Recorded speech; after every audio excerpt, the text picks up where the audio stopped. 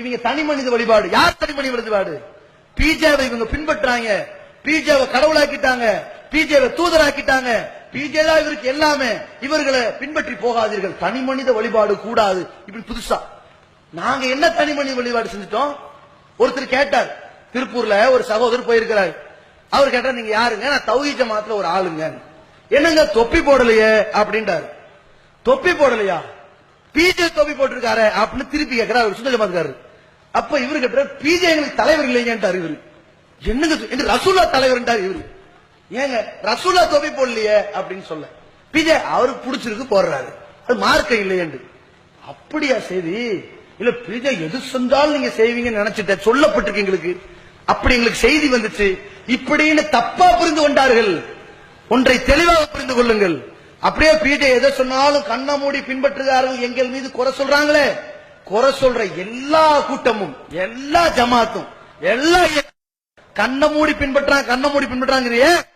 உன் இயக்கத்தின் தலைவன் செய்யற தப்ப நீ தட்டி கேட்டிருக்கிறியா? சொல்லு. உன் இயக்கத்தின் தலைவன் மானம் கெட்ட மாதிரி சில அறிக்கை விடுவான், மானம் கெட்டு போய் கீழே விடுவான், அடுத்தவன் காலில் விடுவான், தப்பு செய்வான், தட்டி கேட்டிருக்கிறியா?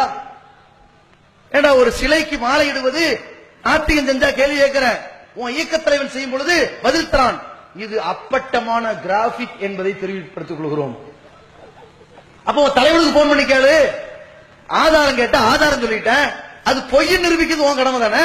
ஆதாரத்தை சொல்லியாச்சு, இது பொய்ன்னு சொல்லு. கிராபிக்ஸ் நான் அந்த தலைவன் கேட்டிருக்கிறேன் பாருங்க சொல்லணும்ல. கேட்டிருக்கிறியா நீ?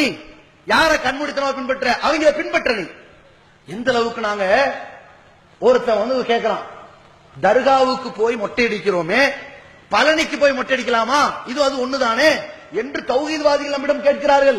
இதற்கு என்ன பதில்? இவங்க பதில் ஆலிம் சாப் பதில் என்ன? தௌஹீத்வாதி கேட்டாங்க, பதில் சொல்லி ஆகணும்ல.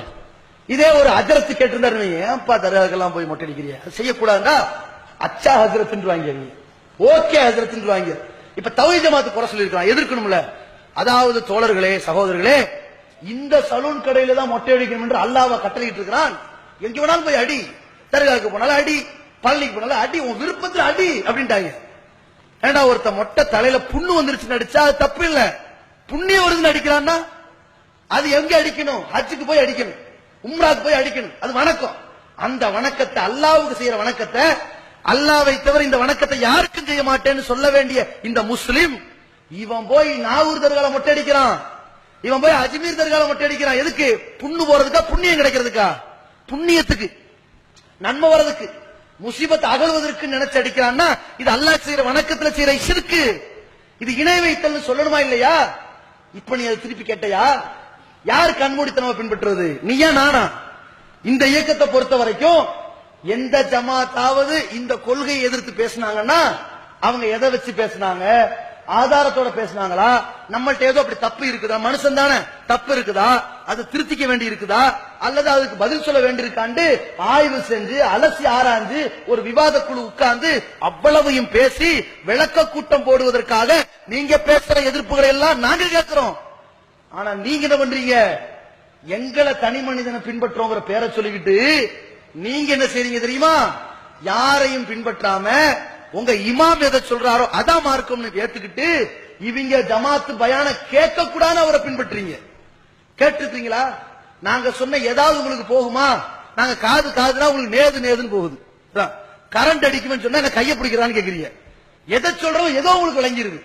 ஜக்காத்தை உனக்கு செல்வம் வந்த உடனே கூடுறா அப்படின்னு சொன்னா ஜக்காத்து இல்லை என்று சொல்லிவிட்டாருங்க. மாத்தி பேசுறான். அல்லாஹ்வுடைய தூதர் சொன்ன மாதிரி தொழுப்பா அப்படின்னா பாருங்கள் ரசூலுல்லாஹ்வை இழிவுபடுத்துகிறார்கள். சகாபாக்களை போன்று தியாகம் செய்ப்பா அப்படின்னா பாருங்கள் சகாபாக்களை கொச்சைப்படுத்துறாங்க. அவுளியாக்களை நல்ல மனிதர்னு பாரு, அவரை ஏன் கடவுளாக்குறேன்னு கேட்டா பாத்தீர்களா நம்ம அவுளியாவை இழிவுபடுத்துறாங்க பேசுறோம். இப்படித்தான் அவங்க நிலைமை.